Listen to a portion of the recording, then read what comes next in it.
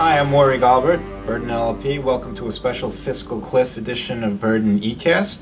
With me is my colleague and fellow tax partner, Scott Dittman. Scott, Happy New Year. Welcome to the program. Happy New Year to you too, Maury. Thank you. Well, it's certainly been a momentous few weeks. I think the whole country was sort of watching with bated breath as Congress and the White House sort of limped towards the end of the year and the beginning of the new year with all this talk of impending fiscal doom and the fiscal cliff. And finally, you know, at the 13th hour, hammered out a little bit of a compromise, raising some rates, putting in place some other things that were going to expire, and making permanent, whatever permanent means in these circumstances, certain other things. So, Scott, where did we come out from a sort of rate perspective on the various classes of income?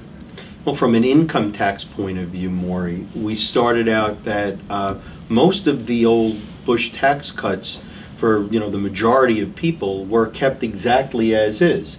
And really these rate increases apply to individuals who have income above $400,000 or married folks who have income of more than $450,000. Taxable income. Taxable income, correct.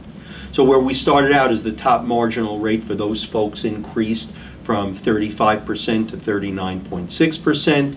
The tax on dividends increased from, and capital gains, long-term gains, increased from 15% to 20%. Which was really, dividend-wise, a big deal, because that could have gone all the way up to 39.6% under the old law. Right. So those were the big ticket items. You know, we have this permanency to this so-called AMT patch that was put into effect. Let's just talk about that for a second, Scott, because I think there's a tremendous amount of confusion about what that AMT patch means. And for people who are in the AMT, there's an AMT exemption. For many years, that exemption was not indexed to inflation. So right. Every year you had some more people getting caught by the AMT simply by virtue of the fact that the exemption wasn't getting indexed. All that AMT patch means is that they've indexed that now for inflation. If your income is above the threshold where you lose the exemption, the patch means nothing. That's correct.